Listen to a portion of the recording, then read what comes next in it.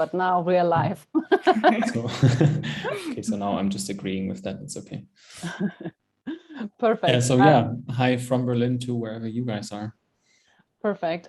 Henri, believe it or not, but there are some people in the world who still, or who not yet know who you are. So why don't you just give us a bit of a background and just walk us through some of the early days, your upbringing, and whether you always dreamed about changing our realities and like now entering the metaverse.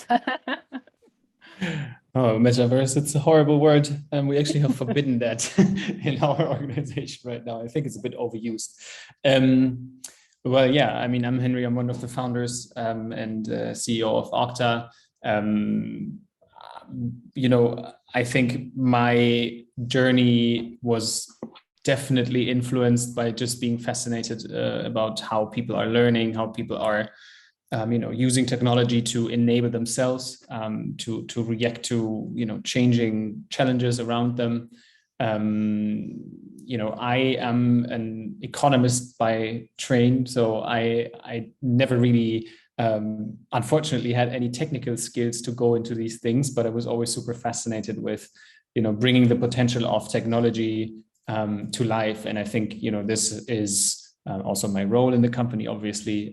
I think that, you know, today, you know, we're surrounded by technology that has never been so at hand, and at the same time has never been so complex in many cases. And I think the true value lies in making things accessible, making things simple, making things easy, and making them applicable for everyone in different use cases. And I think this is what fascinates me. This is what fascinates us at Octa.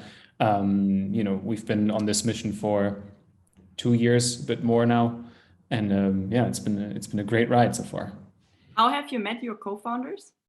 We actually work together at a company called Hacker Bay. I don't know if you know them, from Berlin too. And yeah, we worked in different positions. My two co-founders actually then started Octa summer 2019. I joined them in autumn. Basically, yeah, we're bringing together the three forces of product, tech, and business. And yeah, this is how we started up. I mean, if you want to, I can go a bit into detail of how we went through the years, but basically, you know, we got early funding from Axel Springer Porsche with the APX Accelerator program last spring. We actually also did plug and play Silicon Valley virtually at the same time. So, you know, we had APX in the day, Silicon Valley topics in the evening, but that was a really cool start. And yeah, then Corona hit everyone, including us. So, you know, we always had to remind ourselves that being born in a crisis is apparently a good thing, although it felt like a struggle in the beginning for sure. Yeah, but I think it was for us probably one of the best catalyst event that could happen, right? You know, we came together being super fascinated with immersive technology as a whole. So, you know, augmented reality, virtual reality. Basically, Daniel, my co-founder, had started the company from a research project around his thesis in his studies. And from there, we were all, you know, coming together, being fascinated with the potential of these technologies. And, you know, we were just really excited about what we could do. And at the same time, you know, we saw that the general overall problems or the challenges in the markets were around bringing the technology into people's hands and really scaling the potential of virtual reality or augmented reality as technologies, especially in you know, context of learning and in context of immersing yourself in environments that, you know, help you understand tasks, help you understand you know, skills you're supposed to learn. And when the crisis hit, obviously we were forced to look at what are people also spending money on, and what are they you know, super what is really helping them survive, and what is maybe a nice to have, but not really with a business case behind. So I think that really sharpened our approach to the market, that really sharpened what we wanted Octa to be. Today, it's a tool that does many things at the same time. And it's a tool that you know, enables industry companies to share to capture and share knowledge and skills in a very intuitive way, in a way that basically requires no upfront investment into technology or into resources, like an expert in programming, for example. But it can really be used by anyone inside of an organization. And, today we're at a point where, although I think nobody really knows how exactly we got here, but we're at a point where, we actually brought that thing to life, and that's super exciting for us. Yeah, for sure. Maybe to also make it a bit more approachable, can you give us an example? So, for example, on your website, right, there are a lot of use cases related to education or training, as you said, but maybe you can elaborate a bit on that. Yeah, so, really what you can think of with Octa is Octa acts almost like a PowerPoint, but for physical objects. So it's really something that, is very intuitive and easy to use, that doesn't take a long time for you to generate a visualization or a training or a sales demo or a service training, for example. And then once you have created such an output, for example, let's say a sales visualization, you can use that visualization on any device. So you're basically able to, for example, give somebody a sales demo being in two separate places, but you're able to guide them through that experience. You're able to also send then a follow-up that lets the user really engage with what exactly your product does, what exactly is unique about it. And while we actually come from the education and training, let's say, orientation in the beginning, we're seeing that our tool has broad application between enabling service cases, enabling partners to know how to maintain and handle machines and products that you're selling, and also training and upskilling people, which is one of the biggest challenges in today's day and age, where in German we call it Fachkräftemangel, is a big topic, right? Like you have to actually be able to get people up to speed with new products, with new processes in a very fast, digitized, often still remote manner, and we enable that with our platform today. And who again is the target market, or who are you working with? Because I picked up like industrial companies, or is that like are there other like industries? No, right now it's really industrial companies. So I think the way that we got to that point was really looking into who's already using virtual and augmented reality back in the day, and who actually has obviously problems that are big enough to be solved with a product that we can build, right? And in the end, we found that industrial companies have a very good set of propositions that they bring. So they own visual data, they own 3D data of their products, which they can use inside of our platform to create visualizations. And at the same time, they also have a plethora of use cases and applications for our platform. And I think in the end, also a platform is something that by definition creates synergies, right? So what's fascinating about industrial companies and their use cases is that while they may start out trying to solve a sales challenge, they often end up solving a sales challenge that also solves a service challenge that might also solve a partnership challenge, right? So content being able to flexibly work across use cases and departments is also something that we're seeing that is quite interesting. So, for example, we're working with Alpha Technologies from the UK. They're using our platform in many different ways. They also, for example, are using the platform to win their tender processes. So when they have or when they're applying to get a tender, they're actually having the hypothesis that showing your solution in a three-dimensional way makes it much more applicable, and also makes it much more easy to understand what exactly it is that you're actually offering. We are working. I unfortunately cannot name most of our clients at this point, as with industrial companies, there's quite a bit of let's say sensitive information that you're using as well.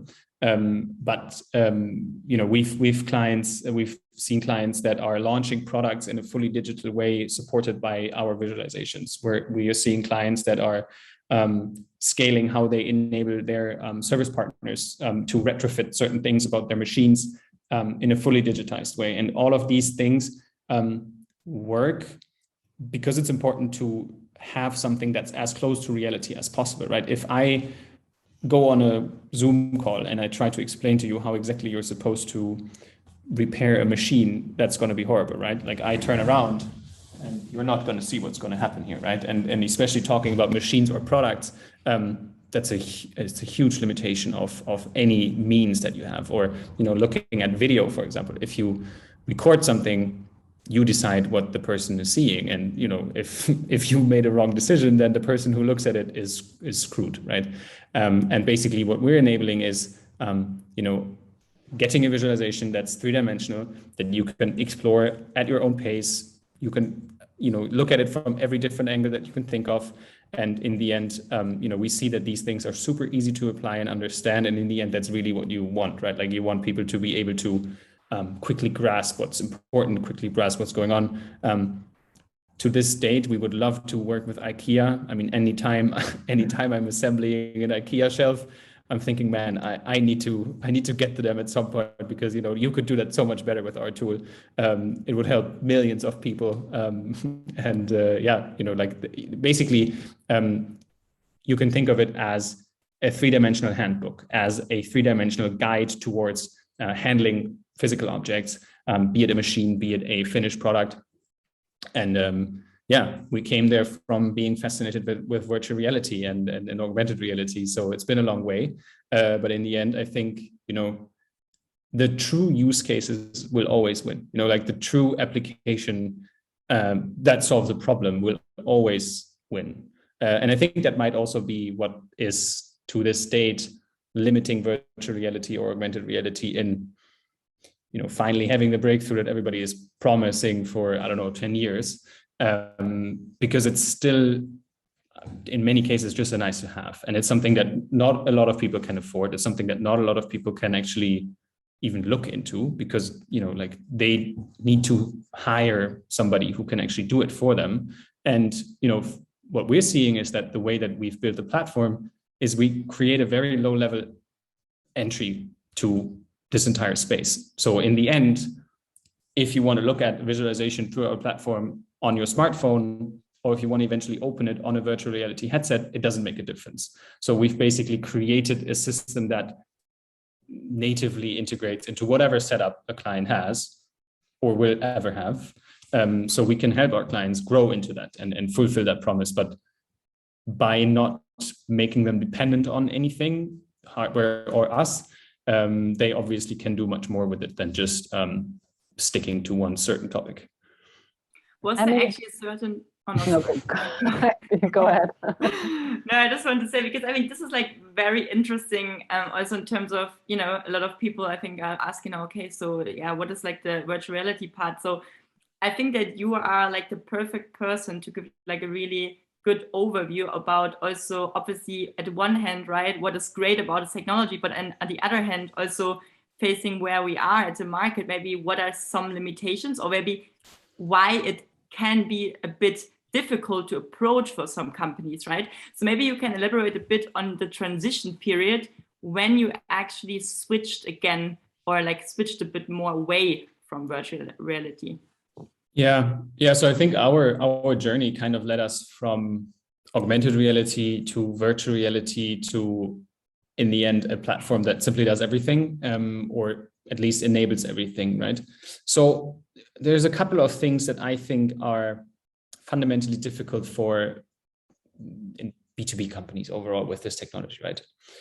The one is, as a company, you don't think from the technology to your problem. You always think about your problem first. And, you know, if you want to actually apply VR or AR, you have to think about the medium. And that is completely not how, you know, you solve a problem or how you actually go about it. That might be something that, I don't know, 100 companies in Germany can do because they have a nice innovation department that has a budget that can just explore things. But, you know, for thousands of other companies in Germany, the real potential of this can never be tapped into. And I think this has been brought to light quite clearly with the crisis as well, where, you know, any company that had ever tried something in the VR AR space ended up with a solution that was literally locked in a locker, right? Like your headsets were somewhere and your employees that needed to get to that information were somewhere else. And I think that, you know, like that obviously is a limitation. Hardware is a requirement for most cases, and, you know, investing into the hardware is hard. There's on this hardware, there's no good infrastructure to deploy content on a scale level, right? I don't know, the other day I read about the fact that PwC bought 60,000 VR glasses for training, which is awesome, and it's a great product for them, but it's, you know, still a small scale thing if you look at, you know, how many millions of people could theoretically benefit from this type of technology. But, you know, the other aspect of it is that while a lot of companies are claiming they have built a product, they actually have built a serviced product or a service or an agency, right? So that creates a heavy dependency for companies to start and to look into these markets. Obviously, they're a bit more independent in the beginning because they don't need to subscribe to something for 3 years before they ever understand the value of it. But it also means that whenever they want to make a change, whenever they realize, okay, this is something that, you know, may have worked 2 months ago, but we updated something about the product and actually it needs to be reworked. It takes weeks and it costs, you know, north of 50,000 euros per content that you ever want to use and deploy. And I think this really is, or has been, the big blocker for companies to use this at scale. And this has been something we've seen early on. And then, you know, with the beginning of the COVID phase, we realized, okay, this is actually a thing, and this is something we can solve by building a solution that, you know, goes at it from the other angle, basically just from how a industrial company thinks about solving their problems, which is, okay, what do I have? What can I do? Who can do this? And then, you know, thinking about what is the best medium to eventually communicate that thing, right? Be it a sales demo or whatever. But this is how we got there. How do you actually tackle then the challenge that, you know, once a company has incorporated the solution, right, that they, you know, that they are still feeling comfortable in using it, right, that they have to control and know how to manage it? Like, can you share some of your best practices at Octa? I think the one thing is that truly anyone can use it. So, you know, it doesn't require the one person in the company that knows a lot about complex three-dimensional applications, but, you know, it can be the working student that starts with this. It can be really something that anybody who is working in an industrial company can start using, right? And I think that obviously has, or is creating such a low barrier that, you know, there's very little risk to, you know, just trying it and to just using it. At the same time, I think the fact that while you can create assets in a very simple way, there's also a lot of functionality that we've built in the front end that, you know, really encourages them to use this. I think one thing that you always have to keep in mind is you're gonna replace a personal interaction, right? You're replacing a meeting between a salesperson and a potential client. You're gonna replace a training with a trainer and trainees that are coming together in a room. And if then you're replacing this with and especially talking about a VR case, for example, a very, very siloed experience where, you know, I put my glasses on, I'm in a different world, but, you know, there I don't have an interaction with anyone because I'm just consuming it at my own pace.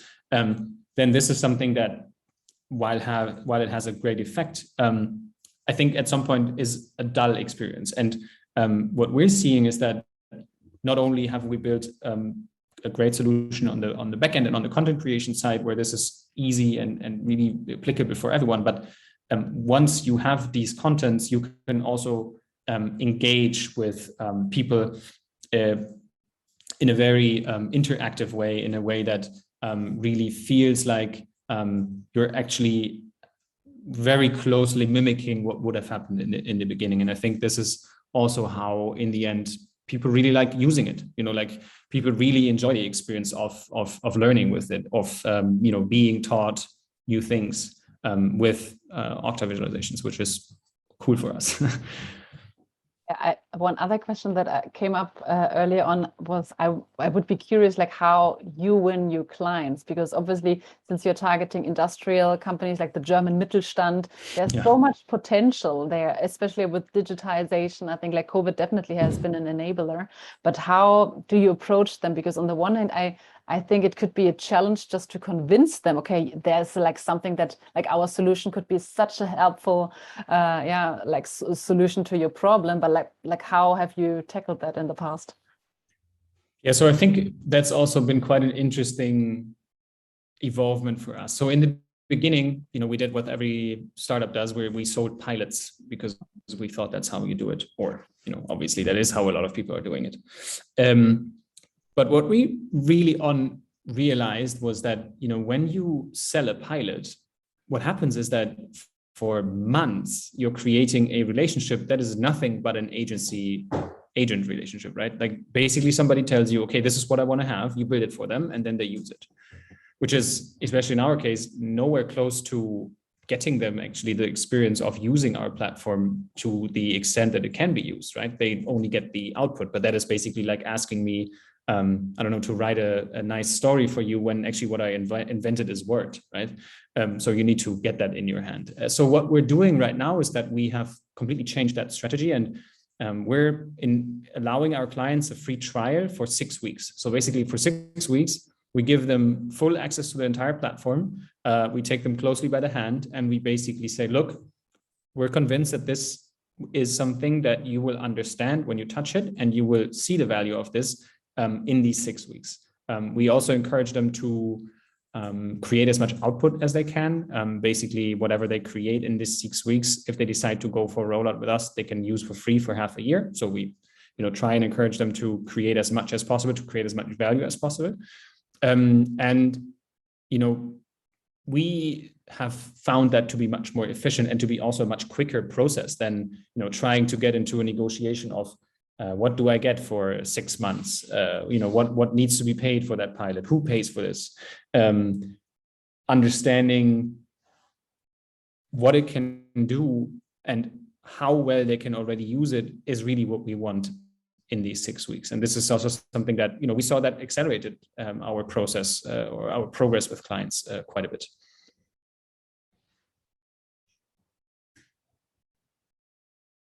Sorry, I thought maybe it's a good point to also dive a little bit in the demo that you provided. Sure. Because I would also love to tackle a bit generally about the VR industry, but since we are now really deep into Octa, I think let's maybe have a look at this. Whatever you want. I'm happy to do either. But yeah, I mean, sure. I'll do a quick. I have to decide which order, but I'll just start and then I'll decide. It's always the easiest to just look at Octa rather than anything else. So really quickly, I'll just show a couple of slides / the product as it will be. So I'll show you a bit of a preview in the future. So, in a nutshell, what you do with Octa are, really solving 4 main cases, which is training and upskilling of employees, increasing sales, supporting remote service cases, and also partner and customer enablement, right? Basically like a 3-dimensional handbook that you give out. How you do it is basically you upload your construction file into our backend, which basically means you take any CAD file that you have of your machine or product that you're producing. Our system converts that into a visual file. So whatever info might be critical in a construction file, we put away. It's basically like a shell or like an image of the machine. And then once that machine is uploaded, you can interact with it in an interface that, in a nutshell, really looks and feels like PowerPoint. So it's something that is really simple, something that's really easy, something that's very applicable, and something that takes little to no time for you to actually create a visualization. And in the end, such visualization, that's a horrible word, actually will work on any device that you can think of. I run that quick clip and then I'll actually show it to you. And not only does our system basically recognize what type of device that you're on and adjust. So if you're on a smartphone, you get a smartphone adjusted view. When you're on the virtual reality or augmented reality headset, you actually get the full immersive experience.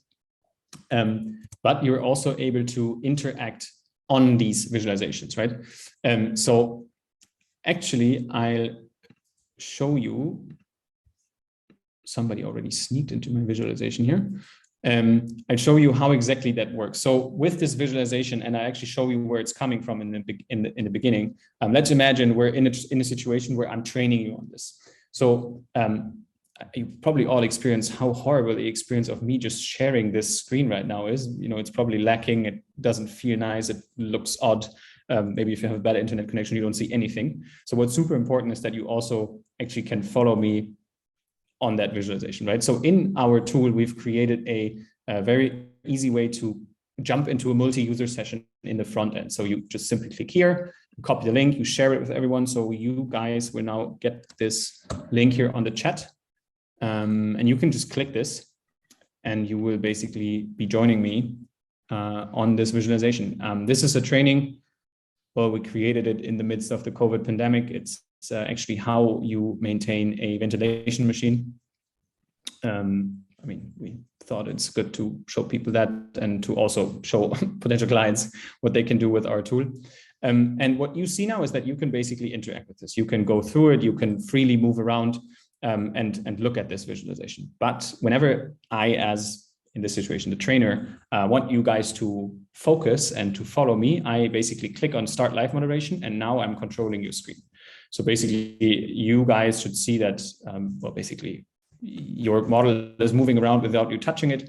So I am controlling what's going on, so I can give context on these things. And especially in a learning setup, not only do I want to be able to guide somebody through this, but I also want to be able to make sure that the other person understands what's going on. So if anybody wants to, you can, anyone who already clicked this, so I don't know who is the Able Auburn, but basically anyone else also who has that link can actually start moderating at the same time and also guide through. So basically I explain something to my trainees, and then I ask my trainees, please repeat and guide me through what you have just learned, so I can make sure that the content that I'm trying to get across actually is understood. This also obviously works for, works very well for training, for sales cases, where I use this for a demo that I can basically give context to.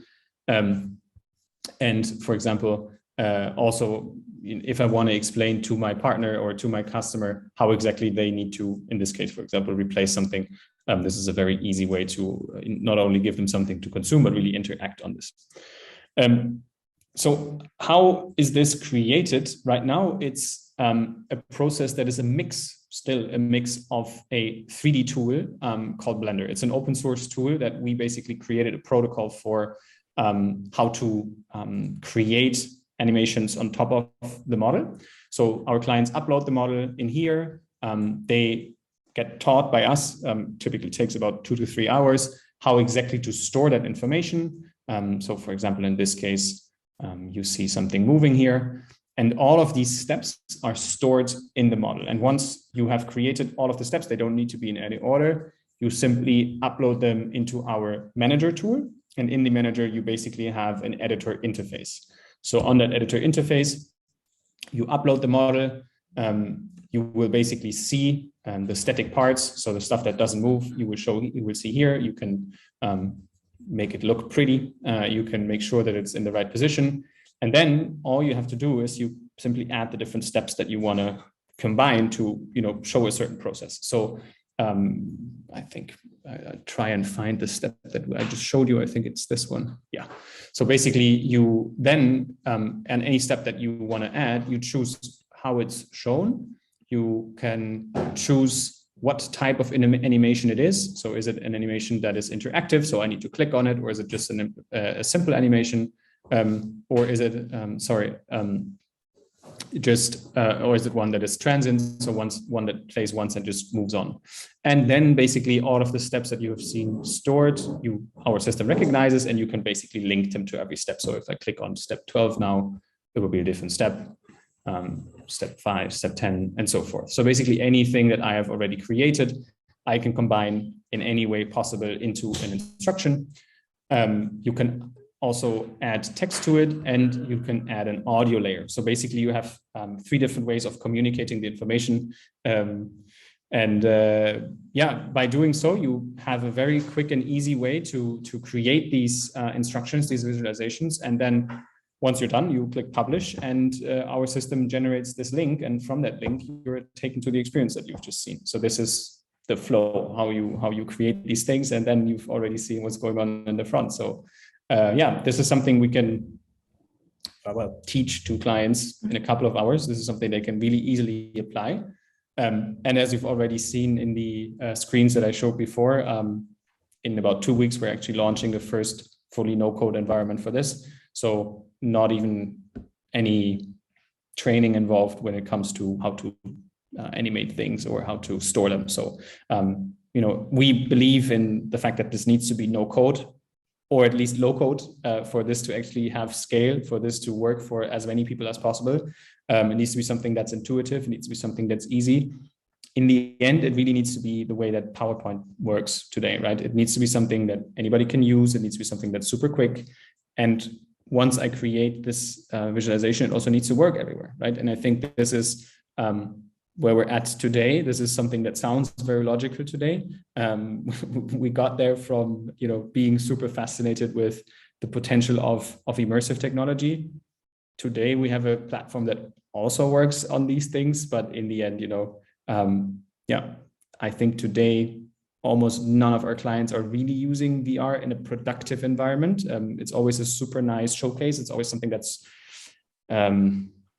great to have and great to show, but in the scaling manner, it still is not yet where it could be, for sure. And you are definitely also leveraging all the new trends with no code or low code. I mean, we've also had lots of panel discussions on that topic here at Startup Grind, because it's here to stay. And I think there are so many use cases, industries that people are still not yet aware of what's there. Yeah, and I think it's something that's super intuitive. The complexity of these things needs to be drastically reduced for people to really tap into the potential of this, right? The assets are there, the knowledge is there. You simply need to bring it together. Yeah, for sure. But one thing about the VR industry, where do you think actually, in which areas would you see potential or more potential actually for VR applications? Because I think a lot of people, what they have in mind is especially gaming, right, with VR. But what would you say other than that? What are applications that you think are, would be used in the next years in VR? I still think gaming, but gaming in the context of learning. So I think gamified learning is probably the strongest case to date, right? The idea of being able to replicate reality to the biggest extent possible that we know right now, right? There's no other way. You cannot directly connect to a brain or something. So it's very close to what we can do. But if you think about this, I think in whatever context, always going to be a sort of learning environment, sort of learning experience. And the gamification of that is obviously a very intuitive way to use this. You see very different things floating around, right? You see this being used in prototyping. You see this being used in remotely bringing teams together in virtual worlds that they can explore. I'm quite curious to see how this evolves once we're back to normal, or once we're at least able to go back to normal. Because I think a lot of this has been pushed quite dramatically, but what will survive is yet to be seen, I think. Mm-hmm. And if you look just at the German market, or in general the VR market, because it has been quite challenging. It has been so many companies bite their teeth on it, because it's just so hard to even get funding.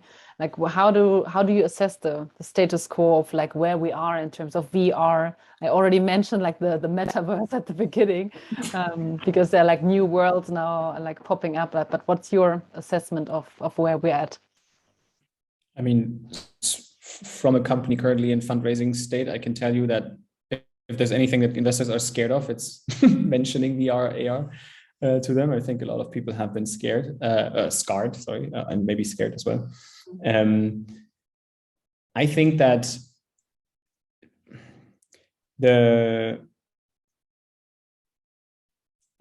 you've seen a trend where most companies kind of immediately or kind of naturally evolved into creating an agency business around this. And I think this is, this has been established quite well. There are big agencies in Germany that are providing awesome experiences custom for, the top 100 companies in Germany.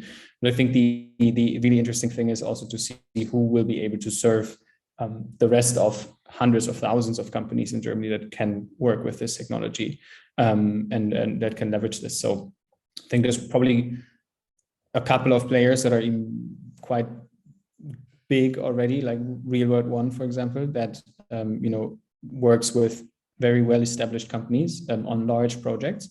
There's also small companies like creative agencies here from Berlin that are creating incredible metaverse experiences where you can have a concert in VR, or you can have a like a company event for a day where the board needs to present something important but can't bring people together. Then you can make that enjoyable in VR, right?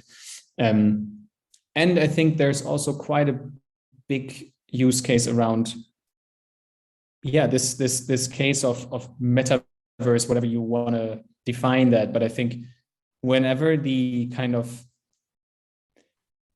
the flow of the surfaces that you're using is really metaverse, so you don't have any difference between am I using my phone or am I putting glasses on my head or do I have smart glasses or whatever, I think that is something that is going to be very interesting to see how companies leverage that. I think it is a big opportunity for ad spaces as well.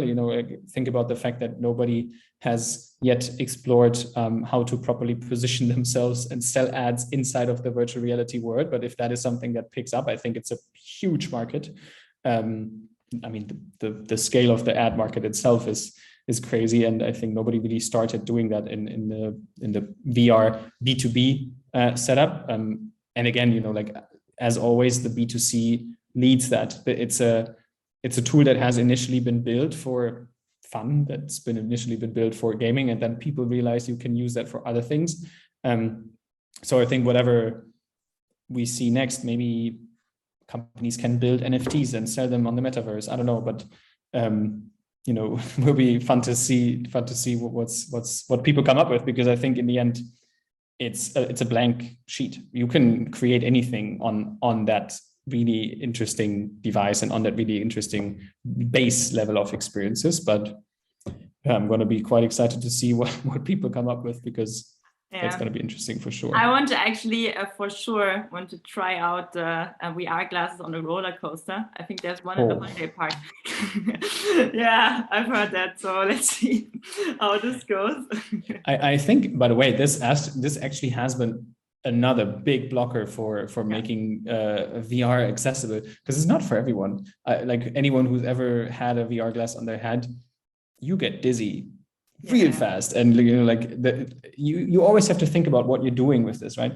When you all of a sudden put this into a productive context with let's say a workforce of 1,000 people, you will have people from every age group, and probably you will have a strong bias towards an older age group, and not everyone enjoys putting a VR headset on their head. And then when you create an experience that only exists there, what do you do with all the people that don't want that, or get dizzy, or simply don't accept it? And I think with any new technology, you always have to keep in mind that it's a big culture change topic that you need to manage properly within organizations for this to pick up, right? You need to make it super accessible. You need to make it super simple for somebody to have a choice. And I think that to this day, that's also one big topic that still needs to be properly solved, is you can't just limit the consumer to one way of consuming something. It doesn't always work for everyone. If there are founders, in our call who want to actually get active in the VR industry, Do you have any, apart from the learnings that we just shared, but do you have any recommendations for groups, communities, or generally strategies on how to get started in that market? There are some great associations that we also worked with early on. So there's VR Business Club in Germany, quite active, very well connected. They're also opening doors to young companies. They trust young companies, which is super awesome. There's the VR AR Association, VRARA, I think, that has a German chapter that also organizes a lot of local exchange. If you're looking for venture capital, maybe don't mention the VR thing too much. It's really, I think it's a super tough one. Unless you have a really good new angle to it, I think it's going to be tough to get somebody to continue investing into that topic. I think it was super hot a couple of years ago. Same with AR applications that are on glasses, but for example, AR on smartphone just starts to work, right? So, if that is something that you're looking into, probably going to be possible to get venture funding. Overall, and I think that might also be something, especially that we have found in the beginning, you don't need venture capital to start. And I think that is, we're kind of in Germany, obviously like 5 to 10 years behind the US, but we're kind of doing the same mistakes that people did there like 5 to 10 years ago. Everybody just goes out and says, okay, when I want to start a company, I need venture funding. And if I don't get venture funding, I'm not starting a company, which is, I don't know, it's not really entrepreneurial in my opinion. And, there are definitely other ways to get good funding for good ideas. There's in Berlin, there's Gründungsbonus from IBB. There are so many ways to just get going and to understand really what is it that I'm doing. Maybe I'm super excited to build out a super well functioning agency in the end, right? Maybe it's not even a productized or a product that I want to build. And I think for people to just start and for just getting their feet wet. Yeah, I think that's how we say it in English. Basically getting your feet wet and just starting off is something you should do definitely, and then you can always figure out how to get the funding for it. An Oculus headset costs 400 euros today, I think, or on Grover you rent one and try it out for a month, and then you'll be probably much more advanced. Yeah, the thing is also you have to experience it, because just like looking or passively observing what you've just shown us, like even starting with the Oculus or just renting it, going to like startup events, and then always you have like the booth of some VR startups there. It's so easy just to pop it up, and then you like immerse yourself into some new realities, and you have to experience. It's so hard that I describe my experience, but yeah. Yeah, I think, like I didn't know about this technology and like properly didn't know about it until 2 years ago, right? And the first time I put it on my head, I was overwhelmed with just seeing what it can be for me, for everybody else. And I think, this is truly what I think is the fascinating potential of it. It's something that can eventually change how we learn for good, right? How we get to better ourselves every day, how we get to simply try out new things without having to, go into a human interaction. And I think for a lot of people, that's quite good, right? A lot of people really, really don't do things because it involves an interaction. And, the cool thing about VR is that it also democratizes access to certain experiences that maybe for some people were just too much of a social interaction to begin with. And I think, learning with this medium is something super fascinating. Being able to experience things that maybe you never can afford, or, I don't know, going to space, or just simply going through the savannah or something like this. I think it's a super accessible and powerful tool that we have, and it's definitely here to stay. I'm quite excited to see if it is the B2B or the B2C case that eventually becomes bigger, but we're here. Very Corona friendly, at least, right? If you're at home and can travel. I mean, I heard about people who used it to at least interact with their grandma in a virtual space, even if they couldn't, get them to, jump on a FaceTime call or whatever. I think it's something that really gives a very new meaning to accessing realities that are maybe not there for everyone and that you cannot physically visit. And even if they're not real, that it's a super, yeah, you see, I'm getting a bit philosophical, but it's something that is actually super powerful. And I think, as you say, the experience of it is fascinating. Our road with the company, choosing, what works for our clients, might have gotten us to a bit of a different path, although we were super fascinated with it in the beginning. But I still believe in it. I still believe it has tremendous potential for millions of people in the world. Apart from the VR experience, what is something that you are particularly excited about these days?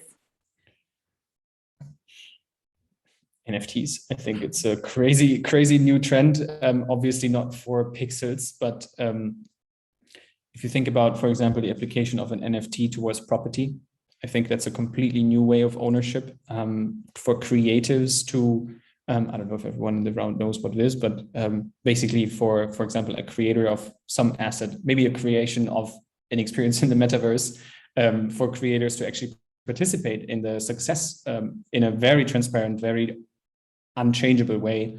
I think I think NFTs are probably as exciting as a technology that I saw when I first saw VR, simply because it's a fascinating application of blockchain technology that I generally believe is changing everything around us in the future.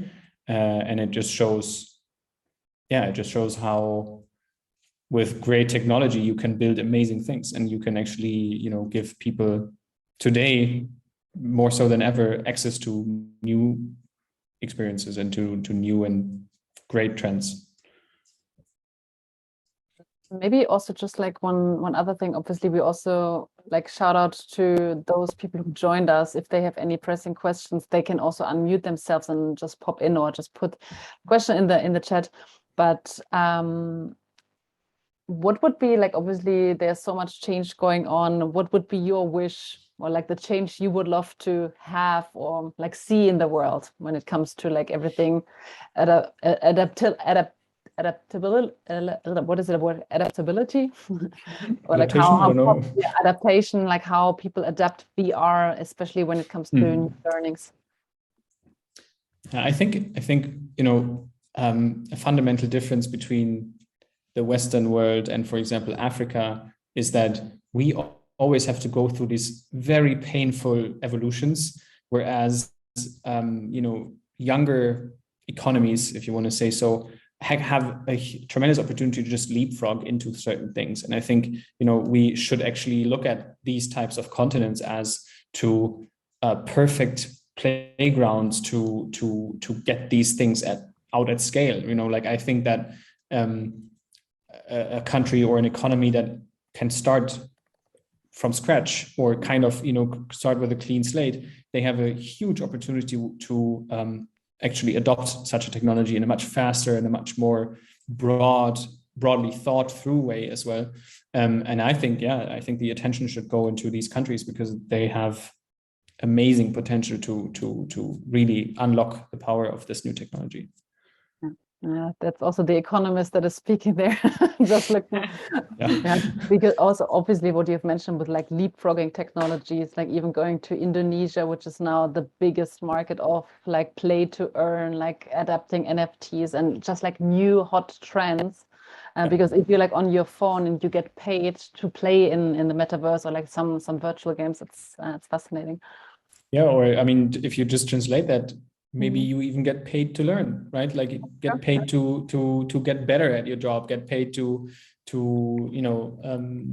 upskill yourself. Maybe that's another way of gamifying learning, right? Like I think it can be something that maybe through a good reward system can also be encouraged in a B2B context as well. Yeah. And like what's next for Octa? You've already mentioned like the upcoming launch, but like what does your roadmap look like? I mean, we're already in Q4, but 2022. Yeah, I mean, in about 2 to 3 weeks, we're actually launching the very first fully no-code experience on our platform, which is huge, right? Like this is something we've been working towards for 2 years. We're we're also in the middle of our fundraising process right now for a seed round. So, we're getting the funding to help us grow and scale this in the coming year and a half. Obviously, that's about the horizon that you're aiming for, right? And yeah, I think once we get there, I think it's also for us going to be super fascinating to see how we all of a sudden are approaching a target audience that's 10x the target audience that we currently have, that really truly is an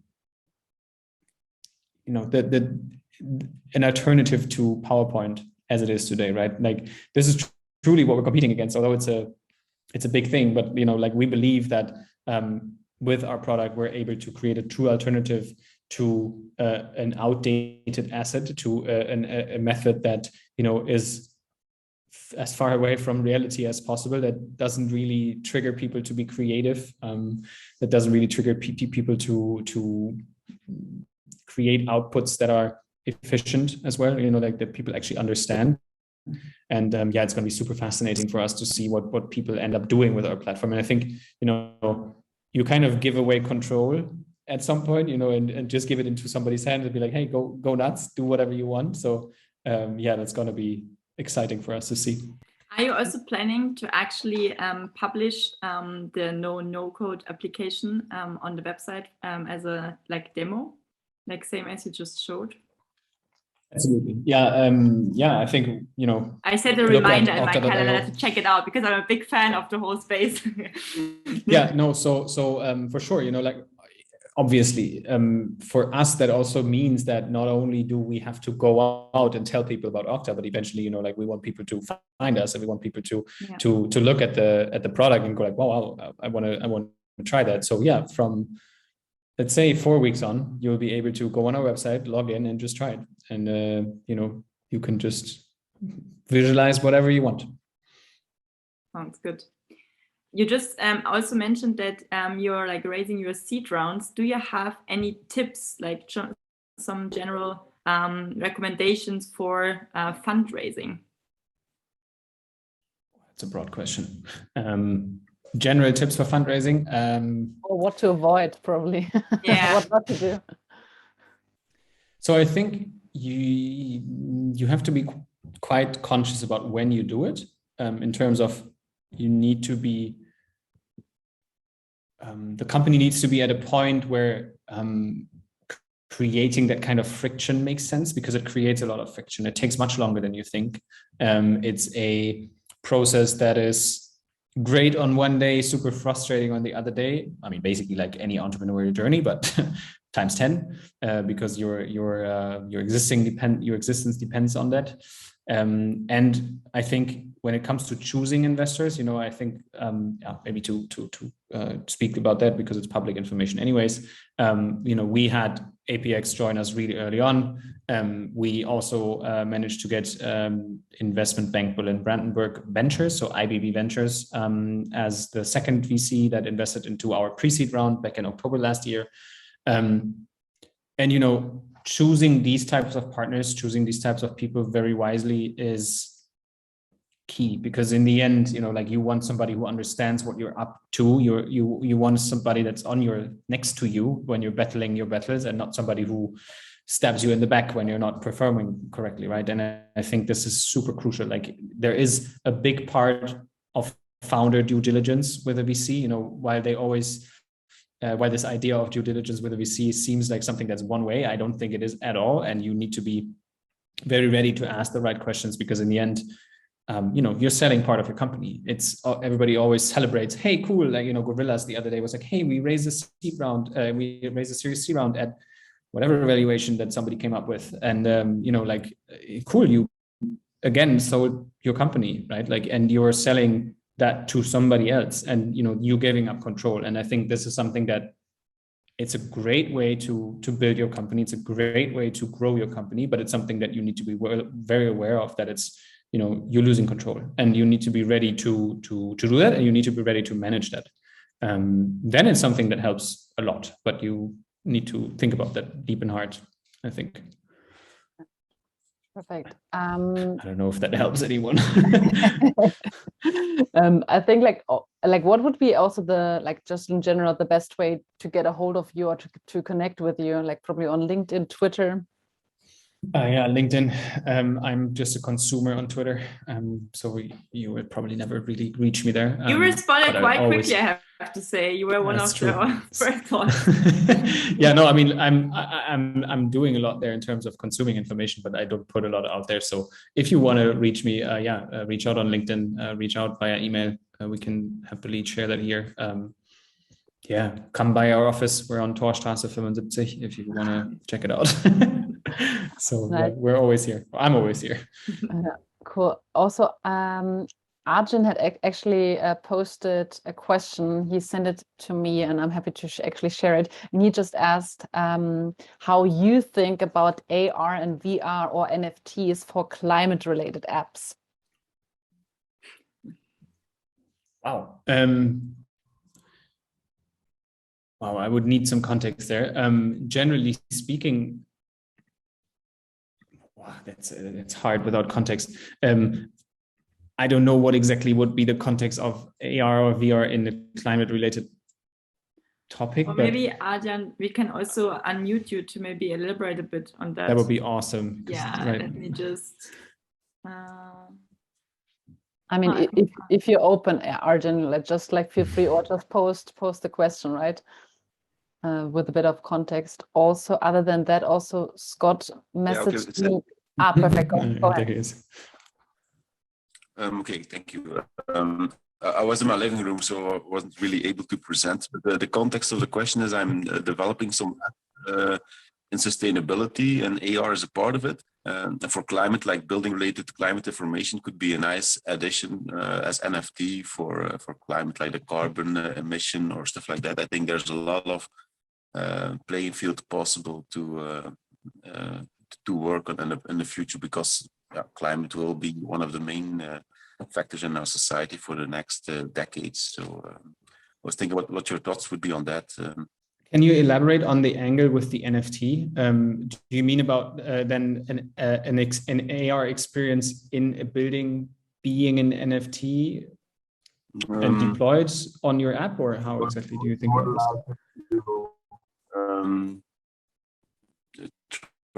this? To visualize emission of people or of building or of parts of society. You are mainly working with geospatial data or product information or things people buy, and it's very, for the moment, it's very abstract, the climate emission of the things we do.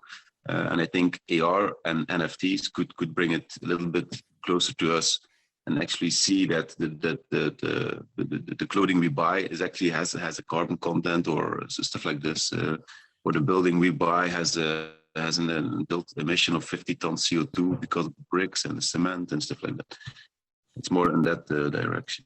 Yeah, absolutely. I think generally speaking, the idea of connecting real time or just real data to your application is super interesting, especially in the AR context, right? I mean, I think you're already augmenting the reality with some form of visual information that you already put in. But, I think it's super interesting if you look at connecting an IoT sensor to your AR application that gives you some live information about something that you then not only look at, but you're actually reading out or, in some way consuming that information and using that information. I think that has quite some potential. I think I'm not quite sure yet about how to get an NFT in there, but maybe if you want to discuss that a bit deeper, let's connect and let's look into that. Do you mean about the emissions being sort of or being equalized in some way, or?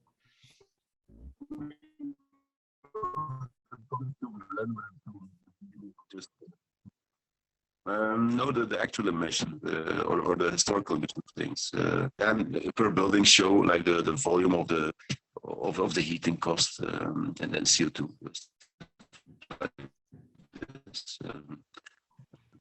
Or the building in which you are in right now has had that. Yeah, it is hard to only my internet, or okay? No, Well, maybe Arjun. Maybe I would say maybe the two of you. It's better maybe that you connect, because I think we cannot really understand you. At least I can't. Yeah, No, me I think neither. the It's internet really is tough. cutting off, Arjun. So maybe why don't like Henri and you like just connect, and I think there's definitely Yeah. some room for some deep dive conversation. Although I always love to jam in and listen in and to learn in the process. But I also have seen that Suresh actually raised his hand. So Suresh, feel free to unmute yourself, yeah, pop up the video and ask a question. Hello, everyone. First of all, thank you for organizing. This is fantastic. And thank you for being here and organizers. And it was very insightful and interesting. I have a list of questions, but I would go with the most important thing first. This is a risky space. It's like every technology, like disruption happening for the next 10 years.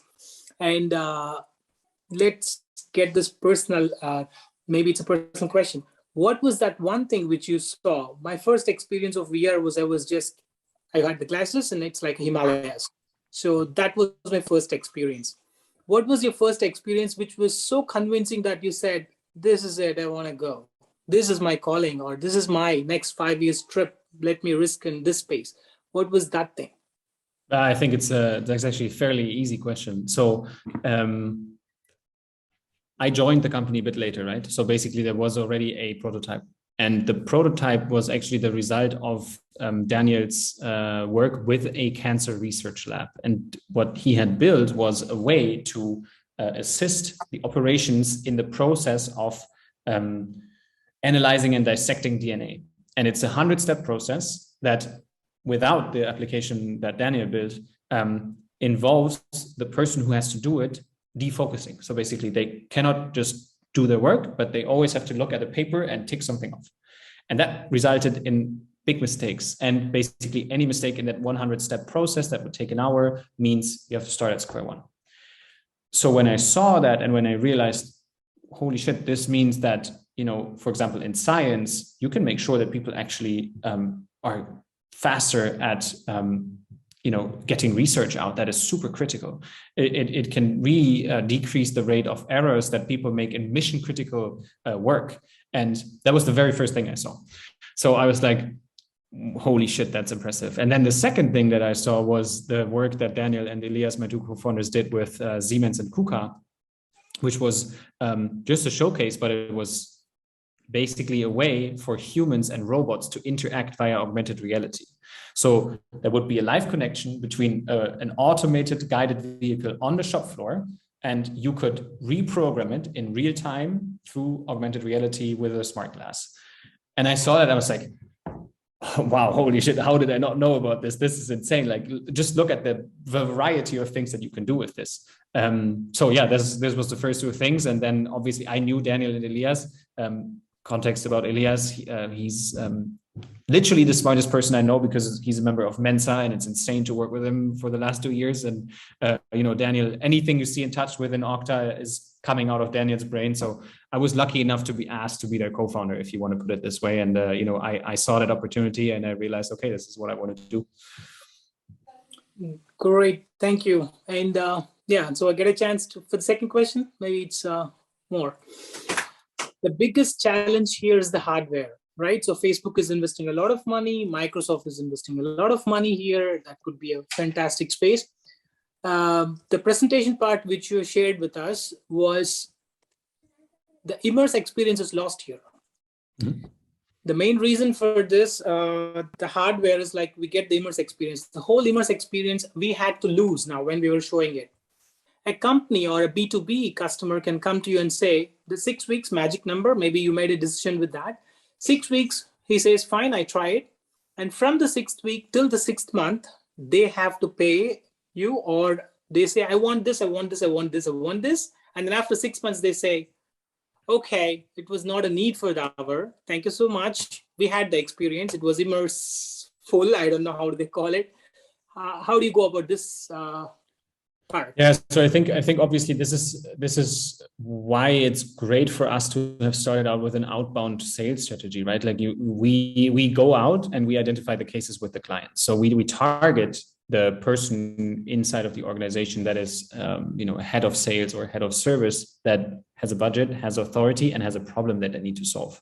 So we're not going in with this, hey, just try it out and it's something you can just do, but we're really looking at solving a use case and actually putting our technology against a test that is, does it solve a problem in real life? And through that, you're creating value, and that value creation, we're seeing people are really ready to pay for. And there's not too much risk involved in giving this to them for free, because let's say the stickiness of the experience is quite high. And I agree with you, it is not fully immersive when you build it, but it gives companies an angle to, whenever they're ready to make that investment, get immersed. And until then, they can just already work with these assets and don't build a silo that only works for a specific use case on a specific hardware that needs to be maintained and that costs thousands of euros to begin with. But it just gives them a platform that solves problems. And I think this is how you need to go about it if you want to be applicable in a B2B context. Great, thank you. Just last one, continuing to it.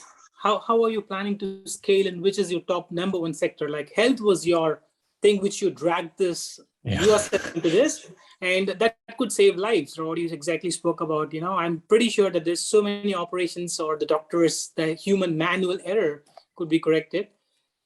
Sector and the scaling strategy for global, or you want to just take it country-wise? Yeah, so we're already in the EU, so we don't only focus on the DACH region. We're already having clients in Spain and the UK and France and Germany. But our focus was high growing, disrupting companies. So we actually looked at who is ready today to use our technology. So, we said, one, startup ABC, don't sell to everyone, sell to a niche and get really good at it, right? So we looked at which niche can we tackle. And we saw that companies that are high growth disruptors of their own space. So for example, automated guided vehicle, right? They're completely disrupting how the shop floor logic works. We're looking at additive manufacturing, where we have quite a few clients where, something that used to be milled out of a device all of a sudden is assembled, right? So, and the third one being the medtech space and additive manufacturing in that context. So that's been the strategy so far, and this has proven quite successful for us because, we needed to, essentially get the first clients. We needed to really kind of trick our way around the workings of industrial companies or B2B companies overall that have long cycles of approving budgets or approving investments into things that they don't know what the outcome is. And having a company that actually grows at a fast pace, so that has a big need to scale how they transfer knowledge to the right people, right? And at the same time, that is a disruptor.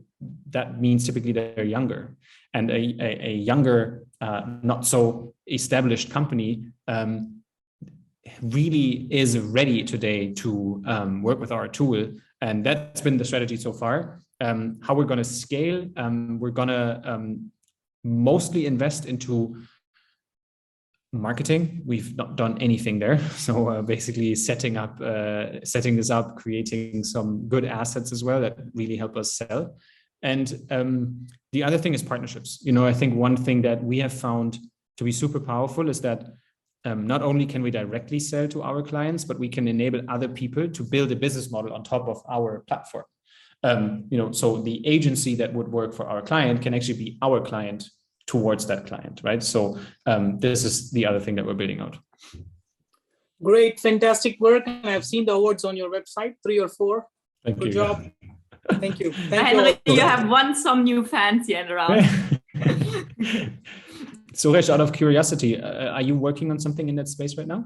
Yes, I'm working on this, just the beginner and education direction. So we can talk about the partnerships or possible collaborations or cooperations potentially? Absolutely. And, you know, like you can always definitely just get in touch with us and you can try it. You can always just, you know, get in touch with me and I'll connect you to the right people. And then you can check it out. Maybe you can get some inspiration for your solution as well. Sure. Thank you. Thank you. Sounds good. I'm seeing a question from Max, right? Max, yeah. So should I read it out? Yeah. No, sure. I'll just elaborate on it real quick, because Suresh and your answer to that, Henri, already went into this direction. So the question basically is there a common denominator with your current customer base? And then you said, you know, the niche is fast-growing disruptors. Is there anything else? I'd be very curious. And also, Mareike, Verena, thank you for hosting, and Henri, thank you for insights. Sure.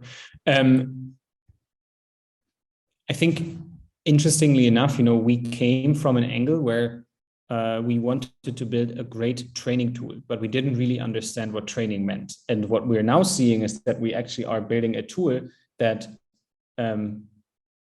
enables training, but mainly for sales cases, for service cases, and for customer enablement cases. So this is definitely a common denominator, the fact that a lot of clients need to scale how they sell, how they service their machines, how they eventually, for example, especially in the servicing case, make sure that when they grow, they don't also have to grow their call center costs at a linear pace with their clients, because, you know, in the end, the problems that your clients are going to run into are always going to be the same, right? So you can try and divert a call to your client's call center by creating an asset that helps your client solve that problem on their own, right?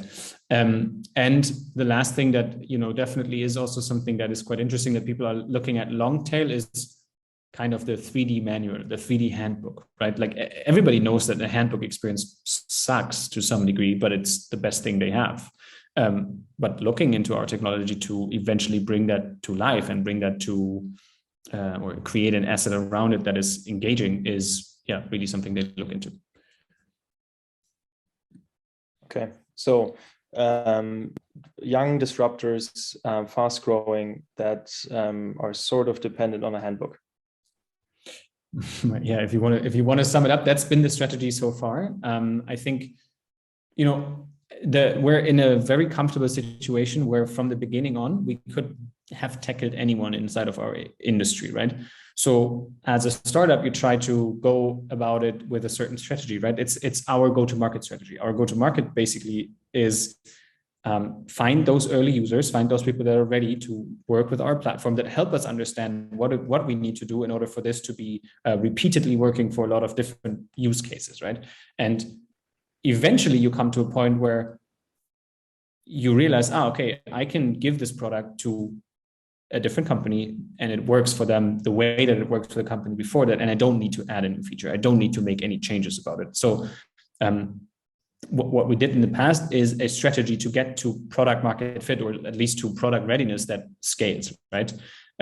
So now that we're at this point, kind of the door opens, right? We can do two main things. We can now target a much bigger audience of creators, and at the same time, we can also create, or we can basically target a lot of different clients. Does it make sense for a startup like ours to try to sell to Bosch for 2 years? No, not really, right? Like this is something that you can eventually do when you have your nice Series A funding and you can have a dedicated large enterprise sales consultant that doesn't do anything for 2 years but sell to one client, right?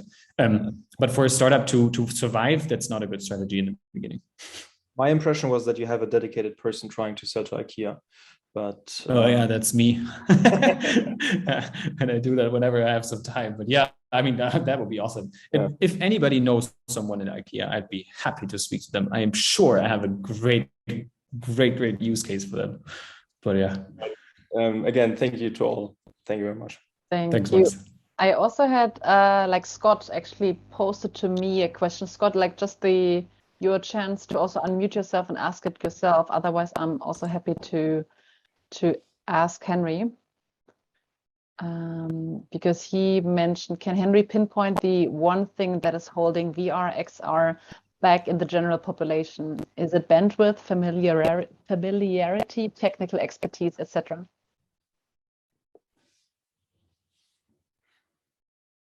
I think you also have to, in the beginning, make a differentiation. VR is not AR. I mean, it's obvious, but it's also very obvious to, maybe it's not so obvious what the different challenges are. VR is basically bound to some form of hardware that is standalone to be a truly nice experience. I mean, I've seen these things where you put your phone into a box and then it's VR, but it's obviously not the same. I don't know if you've then ever compared that to an Oculus, but there's a big difference, right? So I think with virtual reality, it's quite likely the fact that cost played a huge role until recently. Some are now much more affordable, but still, you know, like not everybody invests 500 euro into a PlayStation 5. So not everybody invest 500 euros into an Oculus headset, right? With augmented reality, I think it's a different case because augmented reality kind of grew out of that dependency on a certain hardware where an AR experience on your phone can already be very engaging and very cool, and you can place an object in your room if you want to see how it's going to look when it's there, and you know, LiDAR technology evolving quite quickly on your smartphones, you know, like these things help it. Generally, I think, as always, killer use case. If you have a killer use case, if you have something that's super unique, if you have something that's much better than anything that was out there, it's going to be used. And until then, if it's just a nice to have, I think that's really it. I think, you know, like fundamentally, you have to solve a problem that is big enough for a lot of people to want to solve it in the way that you propose. And I think that still might not have been found. Henri, I'm sure. Sorry, no, go. No, I just realized that was a bit of a sad answer, but I think that's the reality. I was just saying, I have the impression we could actually come up with more and more questions because it's like just so interesting, but also being conscious a bit about your time. I guess you are happy also to answer some questions when we reach out to you, or maybe jump on another call or so. But maybe for tonight, any parting words from your side? Well, for anyone who wants to connect, I am going to send my profile into the chat right now. So please feel free to reach out. If you ever want to discuss things or if you ever want to try out the platform, please let me know. The more people, the better.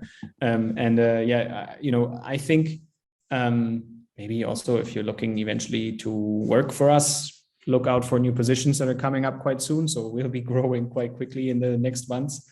Other than that, I think, you know, the more people try and also challenge the way that, you know, people have approached the VR and AR space so far, I think the more we can actually unlock that potential. And I think, you know, I'm super pleased to see people who have deep questions and who want to really understand what we did and why we did it. The one advice that I would always give is, don't be too proud about your first thought and be very open to simply navigating towards a solution that eventually works. So don't go into it from a technical perspective, being super nerdy and convinced that you have the right solution, but be open to take the feedback from your first users and actually adjust your product to something that then eventually works for a lot of people at the same time.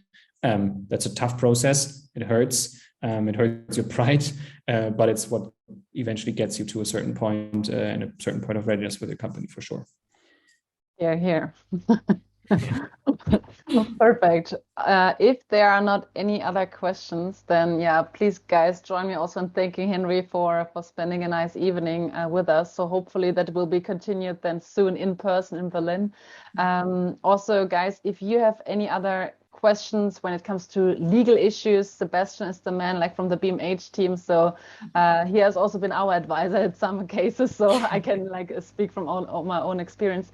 Other than that, just join our newsletter at startupgrind.com/Berlin to stay up to date what's going on.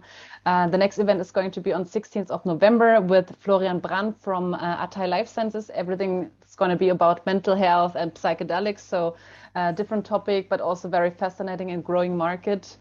Yeah. And other than that, thank you so much. Have a lovely evening, like rest of the night. And yeah, stay healthy, stay hungry, and see you next month. Bye, guys. Thank you, Bye. guys. Thank you. Bye-bye. Bye.